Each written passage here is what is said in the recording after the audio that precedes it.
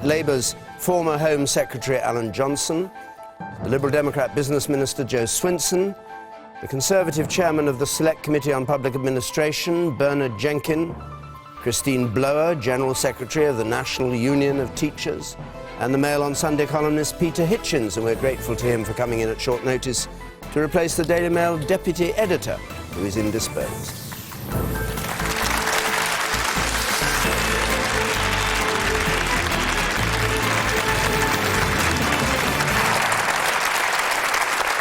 And remember, as ever, you can join in this debate from home by text or Twitter. Hashtag is BBCQT. You can follow us at BBC Question Time. Text comments to 83981. Push the red button if you want to see what others are saying. Let's have our first question tonight, which comes from Viral Parikh, please. Is the NUT strike action justifiable, as it will disrupt parents' lives, hold back children's education, and damage the reputation of the profession? The NUT strike, which is planned for this day next week, is it justifiable for those reasons? Bernard Jenkin. This is really about a dispute about pensions, and there have been plenty of public sector employees who've had the pensions changed because the pensions were very generous compared to what you can now get in the private sector. The police can't go on strike, the armed forces can't go on strike.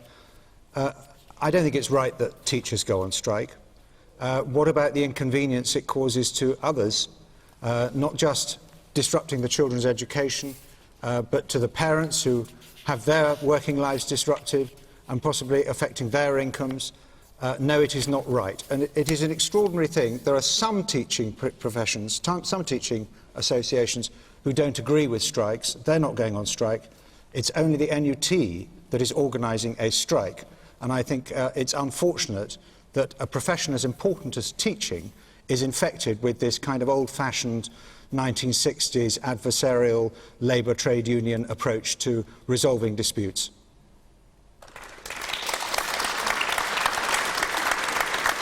We go straight to the member of the audience there, you, sir. Do you not think that teachers have a point when pay has been cut in real terms over the last 4 years? I'm a secondary school teacher in South London. I'd be quite happy to have my pay increases index linked to MPs' pay increases, who I gather are getting 11% next year. No, we're not.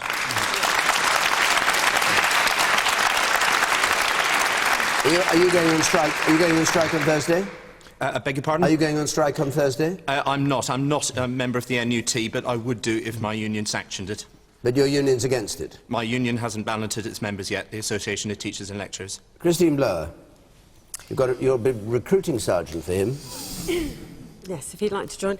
Now, well, the fact is that the strike action is not the only thing that the National Union of Teachers is doing. We have, for a good number of months, been running a Stand Up for Education campaign. Members have been out on Saturdays and over the weekend in town centres and city centres all over the country, engaging with parents and governors and young people themselves to explain why it is that we think that very many elements of government policy on education are wrong. Also on June the 10th, teachers covered for each other, and in some cases the head teachers allowed them to come to London and lobby MPs. We lobbied 156, that's about a quarter of all the MPs in the House. Bernard was actually also lobbied by 2 NUT members. So it's not the only thing that we're doing. We're also organising, plagiarising this, question times up and down the country, inviting prospective parliamentary candidates to come and talk. But you are going on strike, that's what the question's about. I mean, you could do lots of nice things, which you can quote, but you're going on strike, which is what the questioner says, affects parents and children. But I do want people to know that it's not the only thing that we're doing. Now, the fact is that, yes, next week we have called strike action, and you may or may not know but that we will be the only teachers' union on strike, but we will be on strike with Unison, the GMB, Unite, PCS and the FBU. So this is quite broad across the public sector. And it isn't, as Bernard says, only about pensions. It's actually also about pay, but it's significantly about workload. Now, Michael Wilshaw says that at the end of the 5th year of teaching, only 2 out of every 5 teachers who starts in the profession is still there. And that's at least in part because at the moment teachers are working 60-hour weeks. And the thing is, they're not spending that time writing exciting lesson plans and doing all the things that they want to do. It's very largely to do with the dead hand of an accountability regime. So our dispute with government is not just about pay, not just about pensions, it's also about that. And the fact is that actually we're heading towards the place where we will not be able to recruit enough teachers unless we get the pay right, but also, critically, we get the conditions right. So it is across the board for all of those things. All right. Peter Hitchens. Well, the right to strike is an incredibly valuable part of any free society, and I'm very much in favour of it being maintained. But those who decide when to wield it have to be very careful when they do so. And it simply isn't the case that you can just do it when you feel like it or to pursue a political campaign. It must only be done. It is really almost a nuclear option. It is a thing that you actually do only when you really have no alternative. And I honestly don't believe that you have no alternative. The other thing I might point out to Christine Blower is this. The main beneficiary of your strike will be Michael Gove. A man who I believe is a much overrated education secretary, but who will make a great deal of the fact that you are opposing him, and will be delighted by the fact that you're publicly opposing him, and will be able to point to the huge disruption to parents. And this is the other point. Anybody working in the public sector, when they go on strike, they don't strike against the government, they strike against the public. And I don't think there's any more futile act that a public sector union could undertake. Okay. You left there, yes. I think I agree with your point. I think if anyone should have a voice, it is teachers. But surely, if you're having an issue with the government, that should not come to the detriment of pupils. Because we are trying as hard as you do. We want you to succeed. We want you to do well. But ultimately, if you are not there, we cannot help you and you cannot help us. Surely there must be another way, over strike action, that you can make yourself more improved, but not at the cost of the pupils. Okay. I'll come back to you. Jo Swinson. Well, I have to say, I think that young woman there put it incredibly eloquently.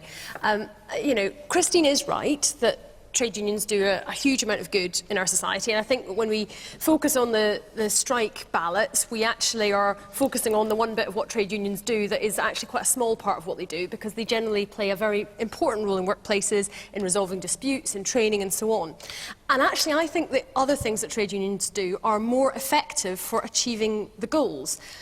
It's been an incredibly difficult 4 years. You know, the economic crisis has affected everybody, and I absolutely understand that your members, Christine, the gentleman in the audience, and so on, people have been really struggling with very difficult pay in times of austerity.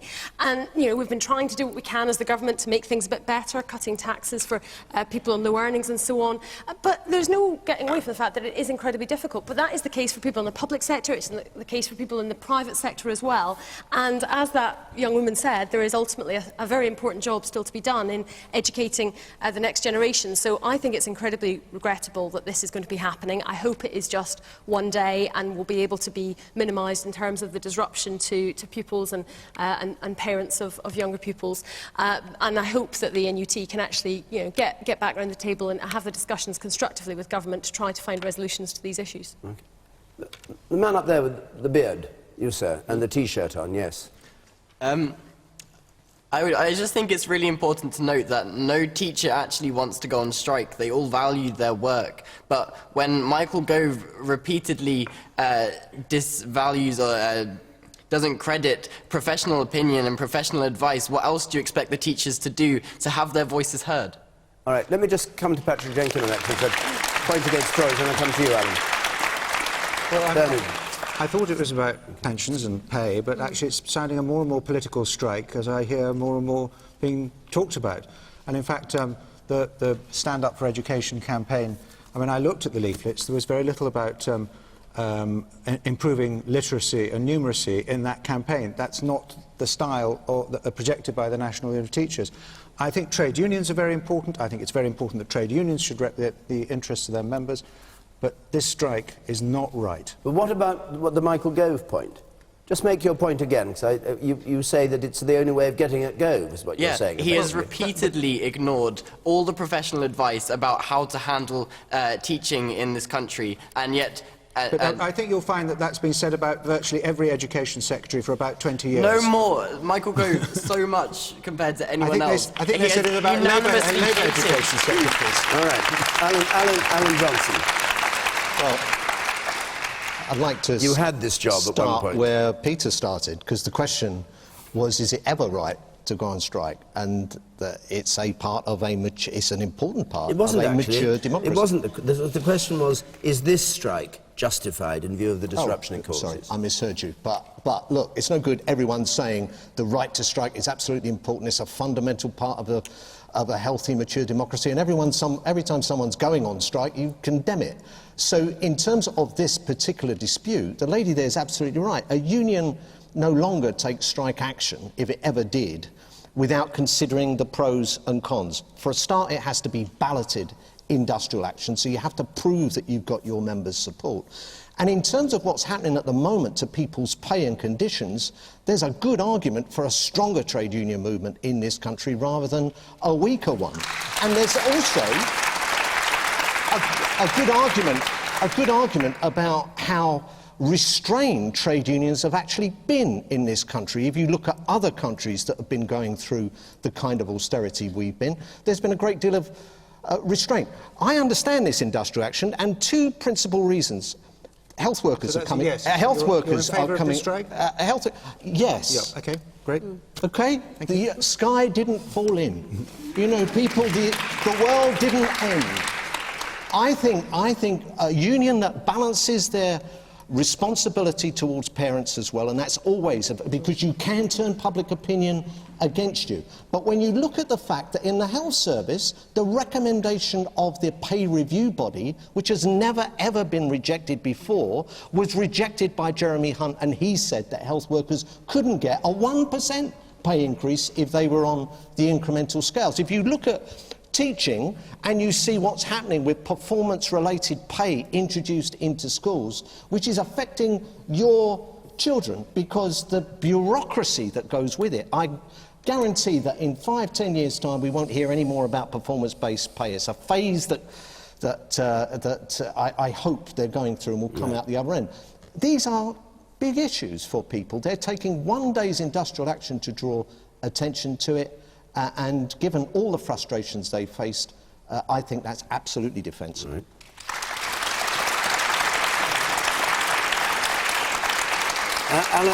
Christine, just before we leave this, Alan Johnson mentioned that you have to get your members on side. How many of the 300,000 odd teachers voted for this strike action? We have two ballots, about 43% in one and somewhat less than that in the other. You don't know the actual numbers? I didn't bring them, so but 43% of the 300,000. So under half voted for strike action, and then fewer in the second ballot. Yeah. So it's not very popular with the teachers then? Well, actually, it's very popular because more of them take the action, and the fact is that what you have to do is make sure that you have a legitimate ballot, but actually more people take the action than vote. Just the same as more people are happy to go and see their MPs than ever vote for them. So, we have a legitimate ballot, and we've complied with everything that law requires us to comply with. And, so the fact is that people are following the strike call, yes. But let me just say that on the performance-related pay point, Alan is exactly right, and what's very interesting is that Dominic Cummings, previous advisor to Michael Gove, is saying that performance-related pay is completely wrong. And Catherine Birbal Singh, which is a name that some of you might know, who was, chosen, who was someone who Michael Gove chose to come and speak at the Conservative Party conference about free schools and so on, she is saying performance-related pay absolutely wrong. And one issue of this dispute is the fact that we believe that this is the wrong pay system to have in schools because it links teachers' pay much too closely and mechanistically to student outcomes. Bernard Jenkin, you're nodding your head in agreement. Yes, you agree with her? I'm very sceptical. I mean, we look at the whole public sector works on my committee and the way the public sector is rewarded. And most people work in the civil service or in a vocation like teaching because they believe in what they're doing. And the reward they really want is they want to work in a trusting environment, they want to be valued, they want to be supported, and then they want to work in an environment where, when things go wrong, they learn together with their bosses and their subordinates about what has gone wrong. And actually, to have this transactional relationship in such a vocation is misunderstanding the nature of the vocation. And I think it's rather a fashion that everybody should be on performance-related pay. But people do not live in those transactional relationships happily. It doesn't make people happy. I'll take a couple more points, then we're gone. The woman up there on the right, and then I'll come to you. There's a stranglehold going on in the public sector at the moment, and you have to be in the public sector to understand it. And I liked everything Bernard Jenkins was saying, but none of that is how it feels on the receiving end in the public sector, where jobs are being cut. I appreciate austerity. It's hard everywhere, but we are seeing the public sector being taken apart, dismembered, piece by piece. It's being in education, in health. One thing I'd say very briefly, in response to that lady, is it doesn't feel like that in the poorly led schools and the poorly led educational I'm not authorities. in schools. I'm well, just talking about I promise the you, public sector. I think in the well-led schools it feels much better, and we need to think about how we want people to I'm feel not a when teacher. they're working in public sector organisations. What are you, in fact? I'm a local council employee. Peter Hitchens. Could I just say, I was an industrial reporter during the great years of incessant strikes in this country, and I saw many, many people using the nuclear option, and almost invariably they destroyed the industries they claimed they were saving. And it does not actually do any good. It is usually disastrous for the industry, and indeed Alan Johnson's industry, the post office, was almost permanently ruined by strike action, in my view, and has never recovered from the strike action. Peter's going back to the days when he was an industrial correspondent for the Socialist Worker. No.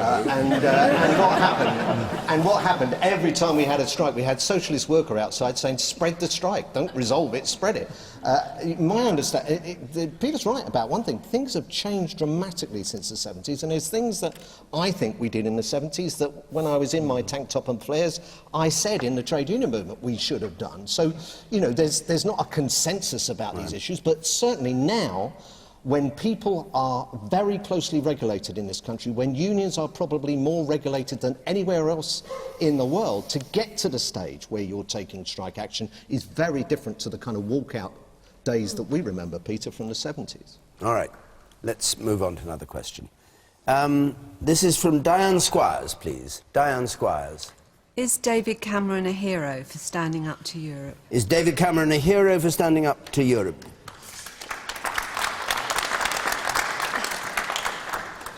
There were some answers there. Jean-Claude Juncker, of course, only 2 people voted against him. Alan Johnson, you start off on this one. Is he a hero? Poor David. No, someone ought to buy him a book on the art of negotiation. I mean, the poor man, every time an MP, Tory MP, is under threat of deselection, David writes to the local party and they get deselected. Every time he supports a minister like Maria Miller, you know she's going to be gone within a matter of days. He was probably the only man who could unite European Union in favour of Juncker. There were people, he needed roughly 4 European Union countries with the right number of votes to block it. And his approach was totally wrong. And if people think he's a hero for that, they'd have thought he was a hero back in December 2011 when he vetoed that directive and walked out. It went through. It went through. The veto meant absolutely nothing. Now, I'm concerned about this because I'm pro-Europe. And I tell you someone else who's pro-Europe as well, David Cameron. If you read Cameron's speech, his Bloomberg speech, where at the end he put in a bit to please people like Bernard and his backbenchers, he made a very powerful case for Europe, one of the best arguments I've ever seen. The bit at the end wasn't about what's right for this country, it was about what's right for the Conservative Party, and that's the truth of where we're going in terms of his policy on a referendum. Peter Hitchens. I'm amazed that this complete fake has achieved such success, that somebody can go...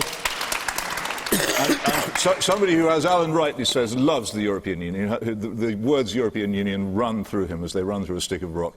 A man who, a couple of years ago, made a speech saying the European Union should be extended to the Ural Mountains. This person, who is actually probably one of the most pro-EU politicians in the country, has managed to pose successfully to anybody in this country as an opponent of Brussels is a tribute either to the amazing powers of spin of the Conservative Party or the extraordinary gullibility of members of the population. I just can't understand how anyone can swallow it. He got into this position by accident. He was wrongly briefed by somebody who told him that he could have an easy victory against Juncker because they thought that Angela Merkel was against it. When it turned out she wasn't, he then decided to do a huge reverse ferret. And instead of being the great victor who'd got rid of Jean-Claude Juncker, he would be the lone opponent of Jean-Claude Juncker, along with the Hungarians. And this is all completely stage-managed. It has no content at all. David Cameron, if it ever came to a referendum, one of the many post-dated cheques that he's signed, which he almost certainly won't ever have to honour, if it ever came to a referendum on the European Union, would without doubt urge everybody to vote to stay in it. He has no intention of taking this country out of the European Union. His whole stand against the European Union is phony. People the supposed Eurosceptics in the Conservative Party. What does it mean, Eurosceptic? What is there to doubt? The European Union exists. Either you're in favour of leaving it or you're in favour of staying in it. David Cameron's in favour of staying in it. I don't know what Mr. Jenkin's in favour of, because at the moment he's able to avoid the question thanks to his performance. But the Conservative Party in general is and always has been the most pro-Brussels party in the country. And for it to pretend to be otherwise is an act of extraordinary dishonesty, and for anyone to believe it is an act of extraordinary gullibility. All right, thank you. There are many hands up, but I better let Bernard Jenkin just comment on that. Is your Prime Minister a hero for the way that he stood up to... Well, just to answer Peter's question to start with, I mean, if there was a vote tomorrow about whether we should stay in this increasingly centralised, bureaucratic, failing mess that is the European Union, against which the Labour Party gave away the veto on this question of whether we should have been able to veto the President of the Commission. Unfortunately, the Labour Party gave that veto away. Carry on with the if. But I would vote to leave. Who took us into the I would European vote to Union, leave. by the way. But what I hope we can do is renegotiate a different relationship. But if that's not possible, I will vote to leave. And that's why... But you see, I want you to have the choice. David Cameron wants you to have the choice. Is David Cameron a hero? Labour Party doesn't want you to have the choice. Is David Cameron a hero? David Cameron is a hero for doing this one thing, which is going into opposition in the European Union, where you have majority votes, not pretending to agree when he doesn't agree, openly saying, I do not agree. And what we know is all over Europe there were heads of state whispering behind their hands, actually we rather agree with you, but we're rather worried about the Germans. The problem is that Germany is now the most powerful country in Europe, and even Chancellor Merkel would quite like to have not had this person, but she was frog-marched by her party. Her backbenchers told her that they wanted Herr Juncker, and that's the end of it. So she's no hero, but Cameron is a hero? I think Cameron is a hero for pointing out that a spade is a spade, and this is not the one we wanted, so we're not voting for him. What? My arm's aching again. Just wait a second, I'll come to you. You said in the front row here. I wouldn't call David Cameron a hero, but it was nice to see him actually stand up for British interests. I mean, after the European election results, it is clear that the British people want a referendum on a membership of the European Union. Right. And whether he actually sticks to it or not is probably a different story. I can't agree with him. He's slightly phony on this because he's very pro-European. He tries to hide it. But I think... Well, I tell you, if he doesn't do it, he really will have some problems with his backbenchers. Well, if he doesn't do it, he's got backbenchers like you and UKIP to kick him off the backside. He will deliver it. And this week we've introduced another bill to make it law that there will be a referendum by 2017. Which no doubt he's going to block and she's going to block as well, no doubt. No doubt the Liberal Democrats and Labour are going to block that bill in the Lords in Parliament. Well, I hope they're not going to, because the signs are that they're going to let it through, and then we can put it through the House of Lords because it's the second Johnson, time. Even the Green Party are offering a referendum, so you might as well offer one as well. Your party should. Yeah, why politics work? So everyone else wants it. So we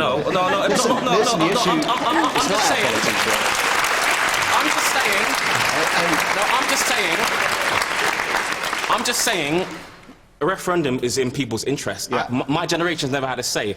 I don't know whether I'd stay in or leave, but I'd like to have a say of, do I stay in this European superstate or do I leave? And I don't really know. I'd like to stay, but the way things are going now with all this increasing power to Brussels, it's a bit alienating for someone like me. So I may leave, I may stay, I'm not too sure. Doesn't it make you even a tiny bit suspicious that this referendum is being offered more than 2 years hence, after the person who's it offering does, it it will does. almost certainly not be in office? It does. Not even the tiniest bit of I feel as though it's because... Okay. If he wants to hold a referendum, he can hold it now. It's because of Eurosceptic He doesn't want to hold backbenchers. a referendum, that's why he And it's doesn't because of hold it UKIP, now. that's why he's offering it. All right. I'll come to you, and then I come up to the top of the man who says he's waving. Yeah, I'm just not wondering. drowning. I'm Yes. just wondering whether the Scots feel the same about Westminster.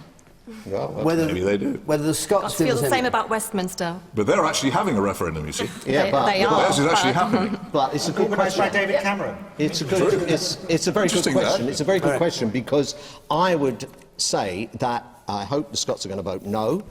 If in 2 years' time, on this concocted referendum, on a time scale that's to do with the Tory party, not national interest, if they did vote to leave, if we voted to leave the European Union, the Scots would demand another referendum, and I bet they would leave the UK. And that's a very real I think quite the reverse. Quite the reverse. In fact, the Scots just elected a UKIP MEP suggesting the Scots are just as Eurosceptic as the rest of the United Kingdom. More Tories. There are more Panders in Edinburgh Zoo than there are Tory MPs in Scotland.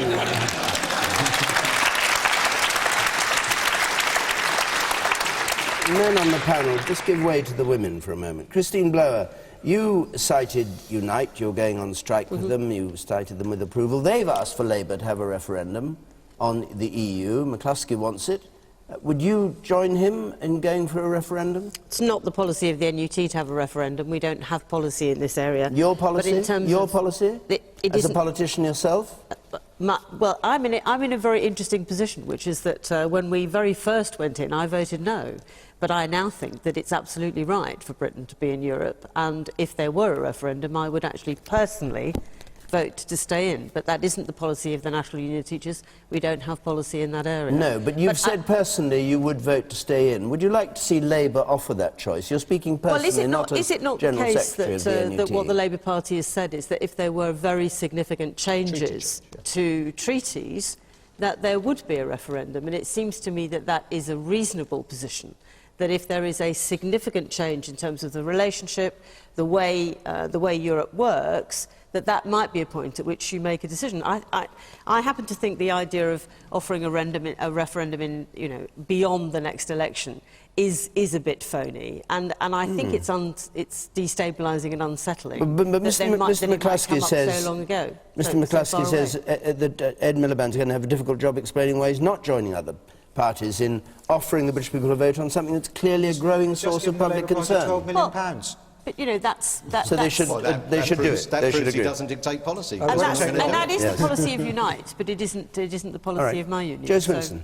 Well, I think the Can you gentleman... remember the question? Yeah, is he a hero? Is David Cameron a hero, yes. And you're in the government with him. So, I am, but that doesn't mean that on every single thing that we will always agree. We're on a coalition government, and so I would say my answer to that question is no. I actually think that the sort of the stoking up of anti-European sentiment is not particularly conducive to our national interests, because whether it's on trade and jobs, we rely on our relationships with other European countries, whether it's on how we can tackle major threats like climate change and international crime. So I think that is an important relationship for the UK to have. And I hope that in a future referendum, and I think there will be a referendum, I hope that we will vote to stay in. I think that there are changes we should make to Europe. It's not a perfect set of institutions. We should certainly reform it. But I think then it comes down to a question of timing. Rather than picking a date out of the air at random of saying, well, it should be 2017, what we've legislated for is picking up exactly on the point the gentleman in the middle said. He said he felt uncomfortable about more powers going to the European Union. And so when there is a treaty change, and of course it's quite feasible that with all of the changes in the Eurozone as they work themselves out after the financial crisis that we've faced, that there may well be some treaty change. And at that point, a referendum would kick in, as per the legislation that we've passed. Hang on, what changed your mind on all this? Because you used to say the exact opposite. It's no good having a vote on the Lisbon Treaty, you said. What we need is a vote on the principle of whether to be in or out. Well, why have you changed your mind? You're now saying if there's treaty change, it's worth it. Why don't you ask Clegg, who's against it, to say, look, you'll do well with the British public? We're saying if there's treaty change, we should have a vote, but that the only sensible question to have would be on whether or not we should be in or out of the European Union. And that's when we should do so. But it's completely dishonest, this, because The European Union treaties take power from our own country every day. Every court judgment, every new directive is taking power from our country. And if we want that to stop, we need to change the treaties. If we won't change the treaties, well, then you're going to have to accept that the City of London becomes regulated by the European Union, that we have open borders with the rest of the European Union, we can't control our immigration with the rest of the European Union. You're going to have to accept that all these things keep happening to us and there's nothing we can do about it. Let's the man at the very back there. Oh, thank you, David. I'll put my arm down, as you said now. Now, this situation with regard to treaty changes sounds like Batman and the Riddler. You know, David Cameron's offering he'll give the British public a referendum if he wins the general election. And then you've got the other three so-called main parties all, you know, up against this situation with regards to us having a referendum. Why cannot the British people be allowed to put the great back into Great Britain and give us a referendum so we can make up our own mind? We're the experts out here. We know what's going down. Let's put the great back into Great Britain. All right, we're the experts. You, sir, what do you think? I'm coming back to the fundamental point about David Cameron. He missed a chance where he could have nominated an alternative to Juncker, which was by staying in the EPP and getting it all sorted out there. It wouldn't need to be a hero. And the woman there, I'll come to you, sir, in a moment. The woman there in the second in, yes, you. Yes, you. I think a yes-no referendum is too simplistic for such a complex issue. For the public to decide, saying no or yes is too simplistic. You need reform, and perhaps what a better solution would be, yes, we want to stay in with no reform. Yes, we want to stay in, but we want reform in the EU, or no, we want to come out completely. Yes or no is too, like, there's too much dichotomy between the options. Too brutal. Yes, exactly. But if there was a renegotiation offered and undertaken, and a Prime Minister, say Cameron, were you in a position to do it, would you then think it was right to say yes or no? If you've had a renegotiation of the terms of Britain's membership? Yes, I think if there was a change in the way the EU was run, I think then you would be in a position to be able to say yes or no. This is a myth. The whole idea of renegotiation is a complete fantasy, just as the idea there was any alternative to Jean-Claude Juncker. If it hadn't been Jean-Claude Juncker, the EU keeps cupboards full of men in grey suits, exactly like him, dozens of them, and there would have been another one available. To complain that a European Union official is a federalist is like complaining that a bicycle has handlebars. That's what they are. That's what they're like. There is no renegotiation. The European Union has been, since it began, and it has in its initial treaty, the Treaty of Rome, a clause calling for ever closer union, which means the abolition of our national power. Now, Mr. Jenkin here poses as a great opponent of the European Union. I'm going to ask him if he's so opposed to it, and all the other members of Parliament here, what they're doing about the fact that the European arrest warrant, which we have actually uniquely got the chance to get out of, an outrageous interference with our independence, which allows a magistrate somewhere in Europe to issue a warrant against somebody in this country, which we then have to execute. We could, if we wished to, now opt out of that. By a unique anomaly of the European Union, we can opt out of it. They're not going to opt out of it given the opportunity. Why is that? Why are you not going to opt out of it? I'm completely at one with you. I'm going to vote against this. I think it's absolutely mad. We stood on a platform of the European elections saying we were going to take back power over justice and home affairs, and it's completely bonkers for us to contemplate. And what are the Tory whips going to do about it? It also enables us to catch criminals and when they've fled to other countries in There are 170 countries outside the European Union that have extradition agreements with European countries. All right, you don't have to be in the European Union to get an extradition warrant. It's a lot quicker doing it through the European arrest warrant. Without the European arrest warrant, we would have never got the London bombers. Exactly. And Cameron picked on this Juncker issue. Cameron picked the wrong fight. One of the reforms we're trying to get out of Europe is making it more democratic. And the whole point was that Juncker was a democratic choice of the European Parliament that we'd only just elected. And he was the... Would you like the next time there's a general election here, that the leader of the largest party wasn't somehow the Prime Minister or the leader of the country? Because that's what the logic of not having Juncker was. He was the leading candidate from the EPP that had just won that election. No, they didn't win. All right.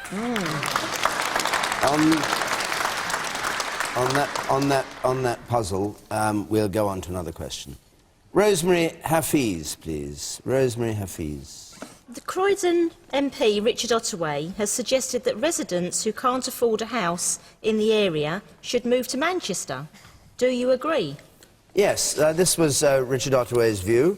You should move to Manchester if you can't afford to live in Croydon. Jenkin, I think. Bernard Jenkin, what's your view? Name, yes. I know, I call you Patrick because I knew your father. Anyway, go on. What's your view of it? I don't actually agree with my colleague. I know what he's saying, and I think it probably came out wrong, because what we need in London is, to deal with this housing bubble, is to have a lot more homes built. And we need imagination. We're going to have to have a lot of imagination to get it done. I have to say, I was in opposition during the 1990s and 2000s, and we got very, very green-minded about building on green fields and being against building on the countryside. And we were very against what Labour were trying to do, and now we're trying to do what they were trying to do. We were wrong. We've got to build more homes in the South East. But it comes down to this other point. We've got to make it that you can have a career in Manchester. You don't have to come down to London to have a glittering professional career. We've got to refocus the economic centre of gravity of our country. And I think what Lord Adonis has announced this week, very much along the same lines as what Lord Heseltine announced a couple of years ago, about refocusing resources, reallocating resources so they can be controlled and spent by local forces in different parts of the country. And maybe we can go further, make much more tax-raising power, much more autonomy for the city regions. We've got to try and balance out the fact that we've got this mega city here in London, a fantastic global hub. But it really mustn't sort of crowd out. So the rest what's of what's wrong with happening what in the he UK. says? What we should be doing is getting people on trains up to Manchester. What's wrong with saying that? What people want is for people to live in the communities where they grew up. I mean, Alan grew up in Chelsea, on Notting Hill. Yeah. You wouldn't be able to afford to live there now. Or perhaps you do. Have you got a policy? Have you got a policy? Have you got a policy to allow him back in? Well, I think we need to. Come on, you know, there was a poll in the Standard. What are you going to do? Kick the Russians out, not let anybody move into Kensington and Chelsea? There was a poll. Yes. There was a poll in the Standard recently which showed that most Londoners now think London property prices are too high and should fall. And that just shows how much people are worried that their children and their grandchildren simply aren't going to be able to live in the communities where they were brought up. I want to go back to Rosemary. You asked the question. Do you agree with what Richard Ottaway said? No. No, not at all. I find that I lose staff because there's not enough affordable housing in the area, and my daughter has really struggled to get her foot on the housing ladder. We've had to help her out. And I think we do need more affordable housing, and we need it to support a cross range of the population, the high end, and it has to be affordable for people that are in local authority jobs, teaching positions, nursing staff. So no, I don't agree with him. You don't agree. Okay. Christine Blower.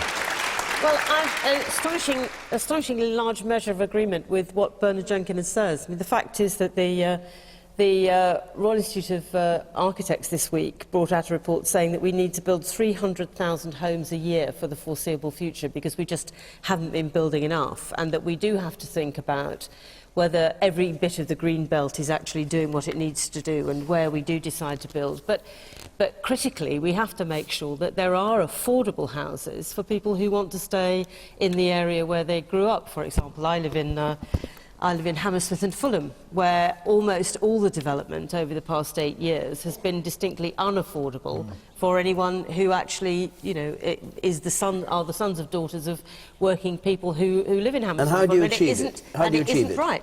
Well, you obviously have a policy of building some social housing and some part ownership and all of those kinds of things. But it also is that you have to think about where else you can build. And the fact is that, according to the architects, there are bits of the green belt on which we could build because actually it's not good amenity green belt.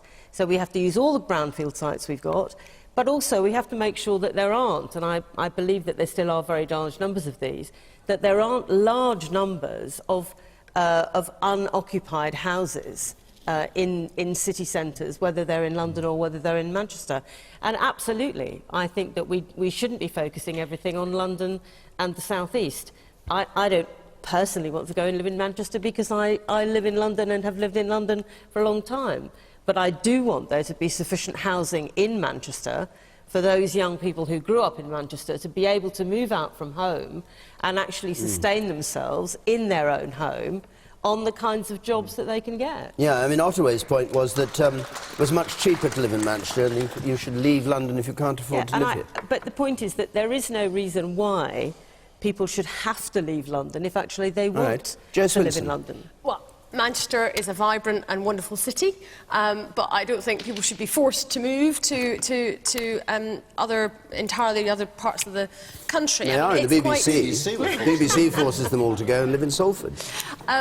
I mean, I think it's, you know, it's common, certainly in the area where I represent, that people who are, you know, trying to get onto the housing ladder can't necessarily do so particularly easily, very close to the area where they grew up, and they might have to be sort of moving a little bit further away initially as they get onto the housing ladder. But I think 200 miles is a little bit extreme for that, and people do live in communities, and those family ties can be incredibly important. But do you think the government's housing policy is right? Do you think the right number of houses are being built? And if not, why not? Well, we need to build more houses. I don't think anybody would... we are building more. We are. We're building 450,000, you know, since the general election, which is, you know, a significant increase, more than double than the number that were being built in 2009. Harold Macmillan, the Conservative Prime Minister, built 300, when he was Housing Minister, 300,000 houses a year, and that was when the population of the country was smaller and maybe been more space. Why couldn't you have done that? We do need to ramp up and build many more. But why haven't you? Well, there's various things that have made it difficult, not least within construction with the economic crisis that we've faced.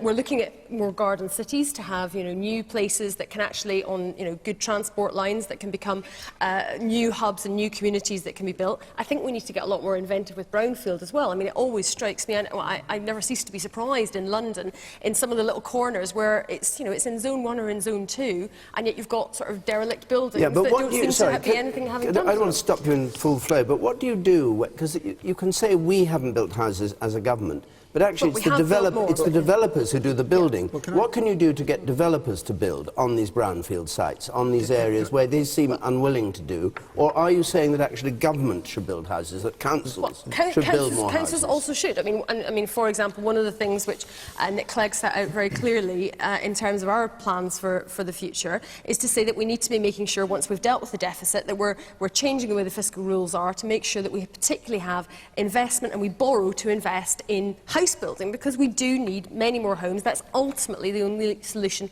to this issue.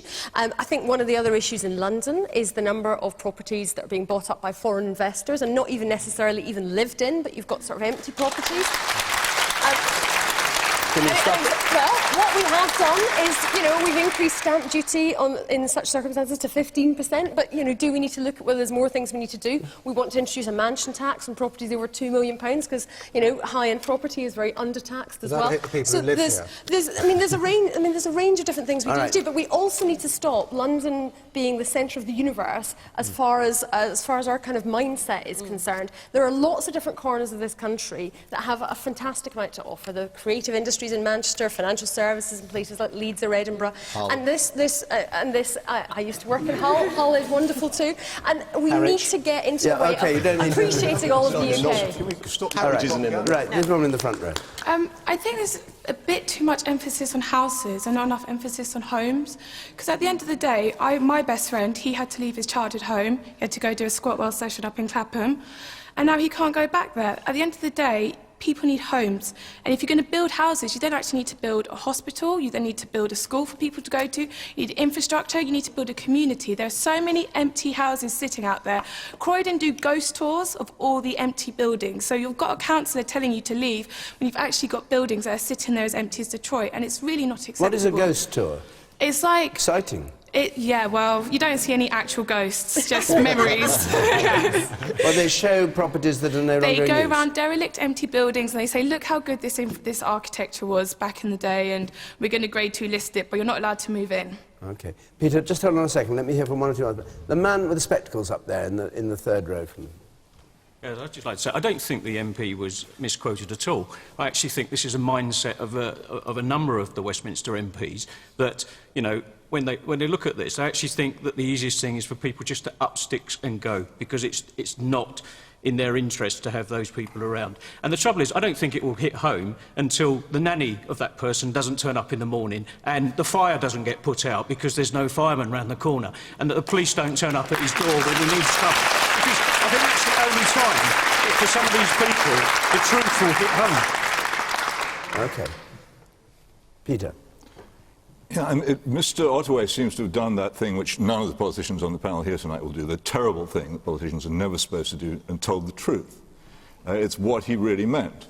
It may be that as a result he may have to move out of Croydon, I don't know, that'll be up to you.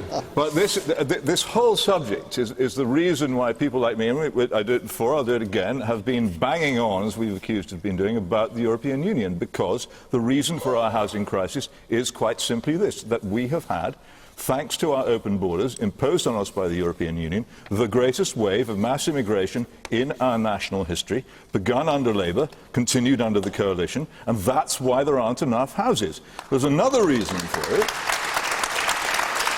And I say this not because there's anything much we...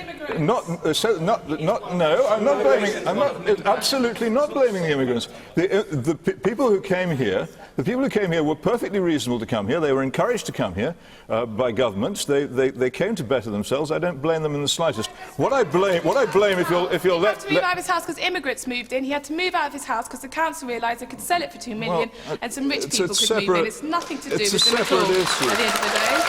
It's a wholly separate issue, but to say that I'm blaming immigrants... It's not a separate issue, it's a housing issue. No, to say that I'm blaming immigrants is a straightforward, big, fat lie. And it is a lie, and I reject it. It has nothing to do with the immigrants, it's to do with the politicians. They did it, they opened the borders, and they made it happen, and we're going to have to find some accommodation with it, but I do not think they should escape the blame. I think when we realise that our country, much of our country, is going to have to be concreted over because of this, we should always remember who made that happen. There's another aspect to this, which is that government after government, repeatedly failing to find any way of genuinely stimulating the economy, has gone over and over again into the creation of housing bubbles to create the illusion of prosperity. It's going on now. It's both dangerous for the economy and very, very bad for people who have to live in houses. For most of us, it doesn't matter what your house is worth. You can't sell it and go and live in a tent. What matters is whether you can afford it and whether your children can afford to buy a house in the future or indeed rent one, which is increasingly what they have to do. This policy, combined with the mass immigration, is disastrous for both of those things. Blame them for it a bit more, would you? Get rid of them and put somebody else in. All right, Peter, thank you. And you, Sarah. And then up to you at the very back. Yes, I take two more. I think house affordability is a question which affects everybody, and it will affect more the next generation. I have a couple of suggestions. I think one is we need to either tax or have some government policy where we can force builders who are having huge amount of land banks so that they can start building immediately rather than waiting for inflated house prices to get major profit. Second is, especially in London area, we need to look and get a government coherent policy for vacant houses. And third, I do agree, I think immigration is also one of the angles which we have to look into. You know, we can't start categorizing people into by giving them certain labels just because they are making this valid point. I think it's high time we all are honest about the situation. Right. Alan Johnson. Well, I heard Peter's arguments when I was a kid in Notting Hill, and when people were coming over from the West Indies to work in our NHS, to drive our buses, to work in the post office. And we heard the same things then. We had, I'm not associating you with this, Peter. We had yes, you are. You are. It's a straightforward smear. I think you should pull back from it while you still can. It's a smear. We had Mosley on the corner saying exactly the same thing. And it was always blame the immigrants. Now, on this issue in particular, the argument is ludicrous. The argument is ludicrous. There was a housing crisis. David just mentioned 300,000 houses a year under Macmillan, 250,000 before him when Nye Bevan was the housing minister. We've never got to grips with the housing problems we've got in this country. In London now, the cost of moving from a two-bedroom flat to a three-bedroom house, reported this week in the Evening Standard, is £135,000 pounds, 4 times the London average wage. Now, the point that Joe made was right about the need to build extra houses, and Bernard said it as well. But the time to have done it was over the last 4 years. It has never been cheaper. It has never been cheaper to construct houses than over the last 4 years. All these houses are going to have to be built eventually. We could have stimulated the economy. Instead of that, Osborne cut back on the capital spending budget. And so we're still talking about the same things that we should have been doing 3 or 4 years ago. I think the woman in the very back there. Well, I have to disagree about what Ottaway said about having to upstick families away from the area if they can't afford it. The point of it is that there are families out there that do have children but have other family members to help them look after them. How are they supposed to do that if they're moved out the area? OK. And I take one more point from the person there, the woman in the back. Yes. Well, surely the housing crisis is due to the widespread selling off of council property due to right to buy, which was one of the most divisive policies of the Tory government. OK, Bernard Jenkin, do you just want to answer that point? Well, I mean, it's a policy that the Labour Party carried on with, and in fact the people living in those houses, whether they're owned by the council or somebody else, I mean, maybe we should have built more council houses, and we're now building more council houses.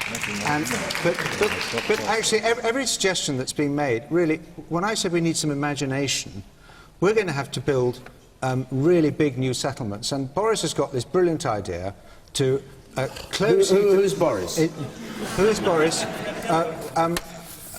You're showing your age.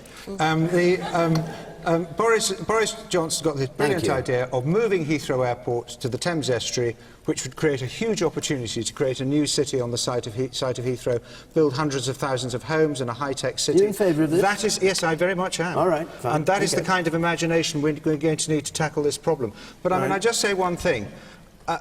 We politicians have allowed this extraordinary influx of population into this country. I mean, all right, well, that point's been made, so I'm going to stop you there, and we'll go on to our final question, because we've only got a couple of minutes left. And this is from Andy Richardson, please. A recent populist poll described our leading politicians as weird, arrogant and out of touch. Are they?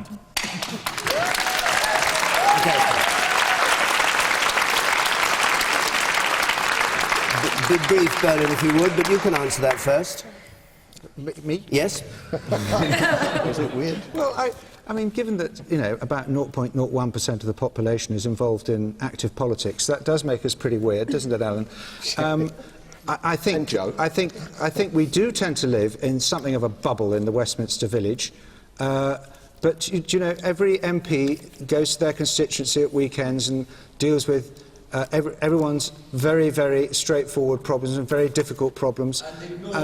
And no, that's not true. All right, and ignores them. All right, well, you can always get a round of applause by attacking politicians. Yeah, but this wasn't. This was a poll. Yeah, this was a poll that was done of what people think. It's not a cheap round of applause. What people say, and you should answer what they say, not yourself. I'm answering what they say. Well, I do think that politicians who say things like people who go to food banks are doing it as a lifestyle choice are clearly out of touch with what's happening, and I do think, I do think that there are many politicians, not all by any means, but many politicians who do get out of touch, notwithstanding the fact that they have to speak to their constituents when their constituents come in. And axiomatically almost, they're a bit weird, as you say, Bernard, because there are so few people doing it. But the serious point is that I think we absolutely have to have politicians who understand what life is like for working people who frankly, there are plenty of working people having to claim benefits because they are just in such a poor state. And I really don't think that the vast majority of politicians understand that. I think that is a serious matter. Alan Johnson, weird? Do you think yourself weird? Yeah. Yes, you do. Many people would say that. Look, this is really serious, and it's a big problem because there is this disconnect And it's true, Bernard says, you know, it's always been the case. There was never a stage where politicians were popular. If you look back in history, even Winston Churchill, after the Second World War, had someone stand against him, an independent, and get 10,000 votes in his own constituency. But it's got to a stage now, and that might be something to do with the expenses scandal and other things, where it's worrying. You can't just dismiss this as if, and say, as I would say, it's a noble profession and anyone's welcome to join it and stand for election. It's a great thing for us to have a democracy with people voting for the people who represent them. Go to many places in the world, not too far away actually, if you go across to Russia, you'll see communities that really would be desperately keen to have that system. But if we've got to the stage now where so many people feel this, and whether it's the institutions, whether it's the way MPs behave, whether it's the process, we've got to tackle it, because we can't just dismiss this. And I think whatever the solutions, and I can't come out with them tonight, whatever the solutions, we have to take it seriously, all parties across the House, because I've never known this disconnect be so bad. All right, the man in spectacles there in the middle. No, hang on. Do you think we've got a problem when the Prime Minister can guess the price of a loaf of bread and get it 50% wrong, and Boris can then guess the price of milk and also get it 50% wrong? Joe Swinson, and be brief, because we really have overrun our time now. Yeah, I do think that, you know, being very actively involved in politics, whether you're an elected politician or indeed the fantastic people in all of our constituencies who go out there at the weekends and knock on doors and give up their evenings and so on, yeah, that's not the norm, and so perhaps that is a bit weird. But I also think that people often have a different view of politicians as a group than their own elected councillor in their community or their own member of parliament. So, I mean, I'll often have people that will be, you know, explaining their frustration to me when I'm out knocking on doors or in my constituency about politicians, and, you know, and I'll say something and they'll go, oh, I don't mean you. And so I think that there is sometimes this sort of disconnect between what people's actual experience can be, and it's not always the case, and I appreciate, given some of the comments tonight from the local member, then that might not be the right audience for that. But there is often, I think, people have sometimes an appreciation for their local councillors, their local members of parliament, that they've perhaps been helped by at their local constituency surgery, and they don't necessarily think that that's the same. Peter Hitchens. Some of them are all right, but most of them are pretty much like us, and that's one of the problems. But the other thing is that they cannot become politicians. Alan goes on about being elected. You don't get elected, you get selected by the parties.